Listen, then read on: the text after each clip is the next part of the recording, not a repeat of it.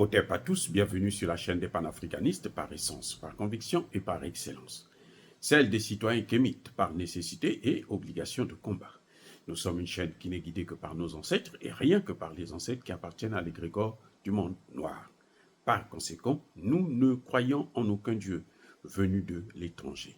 Toutefois, cette vidéo n'est aucunement destinée à inciter à la haine ou à la violence, car nous menons un combat qui est d'abord et avant tout spirituel, intellectuel et démocratique. Ensuite, il est politique, géopolitique et géostratégique. Contre l'impérialisme, le colonialisme, le néocolonialisme et l'endocolona, qui sont tous qualifiés de crimes contre l'humanité. Nous menons ce combat sur la base du principe fondamental que nous avons hérité de nos ancêtres kémites, qui est celui de la Mahat, c'est-à-dire solidarité, vérité et justice. Vous êtes donc en droit de connaître la vérité et nous avons l'obligation de vous dire la vérité, rien que la vérité, afin que justice soit rendue au continent africain. Et ça, c'est notre modeste contribution dans cette noble lutte en faveur de la souveraineté, la dignité, la solidarité et l'unité africaine. C'est exactement ça que nous appelons le panafricanisme. Bien-aimés frères et sœurs, le Nigeria qui voulait faire la guerre au Niger, le Nigeria que les Occidentaux ont vanté, qui a la plus grande armée d'Afrique, la meilleure armée, une armée de professionnels, une armée qui a bien équipée. Eh bien, je vous dis que c'est faux. En fait, les Occidentaux faisaient ça pour mettre de la poudre aux yeux de Tinubu, pour que Tinubu puisse se passer pour quelqu'un, un homme fort, quoi, qui est capable de faire la guerre partout. Vous savez quoi? Le Nigeria, l'insécurité qu'il y a au Nigeria. Il n'y a aucun pays en Afrique qui a une insécurité comme au Nigeria. Et l'insécurité au Nigeria n'a pas commencé avec Boko Haram. Avant Boko Haram, il y avait déjà l'insécurité. Boko Haram n'a fait qu'aggraver une situation qui était déjà grave. Et maintenant, la situation est tellement grave que des gouverneurs sont en train de recruter des milices. Eh oui. Donc, quand Tinubu va en France pour aller solliciter de l'aide, eh bien, il est en train d'aggraver la situation. Parce que le problème africain, ça doit être réglé en Afrique par des Africains.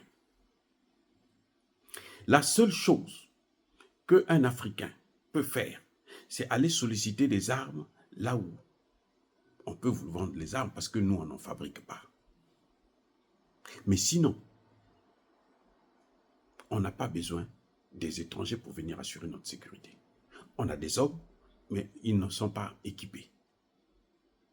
Maintenant, les gens vont me dire, mais toi, tu soutiens la présence d'une base militaire russe au Centrafrique, tu soutiens la présence des militaires au Mali, Burkina Faso, Niger. Oui, je soutiens ça parce que c'est eux qui viendront faire la guerre contre l'OTAN, puisque l'OTAN veut faire la guerre.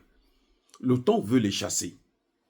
Donc, comme ils veulent nous faire la guerre, et nous, on n'a pas des armes, eh bien, eux, ils vont faire la guerre contre eux. Nous, on va faire la guerre contre les terroristes.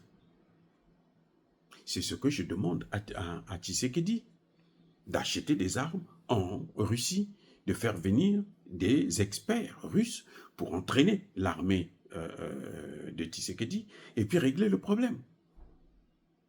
Mais Tshisekedi bouche les oreilles, il ferme les yeux sur les morts des Congolais. C'est exactement ce que Tinubu est en train de faire. Maintenant, le jeu de Tinubu, il est plus dangereux. Et d'ailleurs, même ses gouverneurs. Parce que la solution n'est pas de recruter des milices. Eh oui, la solution, c'est de réformer l'armée nationale, l'armée fédérale. Eh oui, s'ils peuvent recruter, augmenter les effectifs de la police, très bien, tant mieux. Parce que les États ont le droit, ce sont eux qui gèrent la police. Mais l'armée, c'est au niveau fédéral. Et cette armée a un grand problème. C'est que cette armée est hyper, super corrompue. Ce sont les militaires qui trahissent d'autres militaires. Voilà ce que nous trouvons dans l'armée du Nigeria. Cette fameuse armée qui veut venir faire la guerre au Niger. Et ça c'est une situation terrible qui est en train de venir au Nigeria. Parce que vous savez, les Occidentaux, ce qu'ils ont fait de Haïti, ils ont livré Haïti aux gangs. C'est la même chose que les milices. Vous recrutez des milices, et puis après, ce sont ces mêmes milices-là, ces miliciens, qui vont maintenant occuper, qui vont maintenant contrôler les États, et puis faire leurs lois. Donc la solution, elle ne passe pas par le recrutement des milices. Elle ne passe pas non plus en allant à Paris, parce que ce sont les Occidentaux qui amènent ces gens-là. Ce sont ces Occidentaux qui alimentent le terrorisme. Posez-vous la question de savoir, mais où est-ce qu'ils trouvent les armes, puisque ces armes ne sont pas fabriquées par au Nigeria. Où est-ce qu'ils les trouvent? Ce ne sont pas les armes russes, parce que les Russes ne vendent pas les armes à n'importe qui. Les Russes vendent des armes à des États, à des gouvernements, à des officiels. Ça, les seuls qui sont spécialistes dans ce domaine-là, ce sont les Occidentaux, les États-Unis, la France et autres. Donc, quand tu vas en France pour aller solliciter de l'aide, pour régler un problème, que tu le sais très bien que ce sont les Français qui sont à la base derrière ce problème, mais Tinubu a même oublié l'histoire. Et ça, c'est un problème pour quelqu'un qui a quand même fait des études universitaires, même si après il a triché sur ses diplômes, mais il a quand même fait des études universitaires. Il devrait savoir que la guerre au Biafra, c'était la guerre de la France, qui voulait couper le Nigeria pour prendre cette partie du Biafra, qui jusqu'aujourd'hui continue encore à revendiquer son indépendance, hein, il ne faut pas l'oublier. Donc, Tinubu, il est en train de jouer avec le feu. Parce que s'il amène les Français vont reprendre le même schéma, le vieux schéma, là, pour détruire encore le Nigeria, encore plus. Et vous allez voir, ça va être maintenant un pays livré aux gangs, comme on le voit en Haïti. Vous voyez, c'est-à-dire que nos dirigeants, ils ont un problème gravissime. C'est qu'ils ne réfléchissent pas. C'est comme s'ils n'avaient pas de cerveau. Leur seul objectif, leur seul intérêt, c'est de servir les Occidentaux, qui se sont déjà tellement sucrés, tellement servis chez nous, qui sont devenus tellement rassasiés, que maintenant, bon, quand on veut reprendre les choses en main, eh ben, ça ne les plaît plus.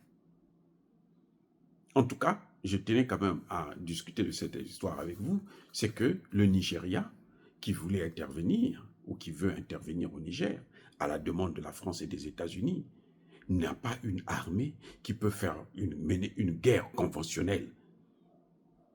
Elle n'en a pas.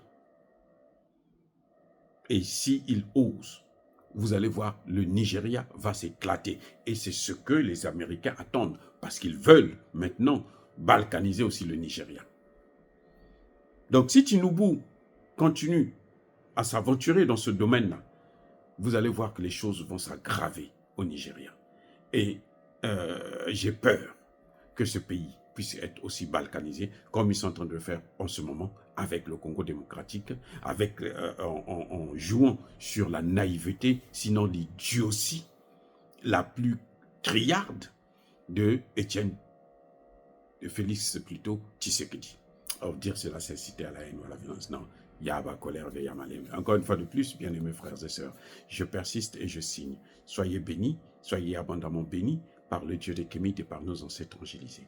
Mais que tous ceux qui persécutent le continent africain le pillent et le déstabilisent, qu'ils soient noirs, blancs, chinois, arabes, juifs, indiens ou qui qu'ils soient punis, maudits, foudroyés, neutralisés, écrasés, effacés par le Dieu des Kémites et par nos ancêtres angélisés.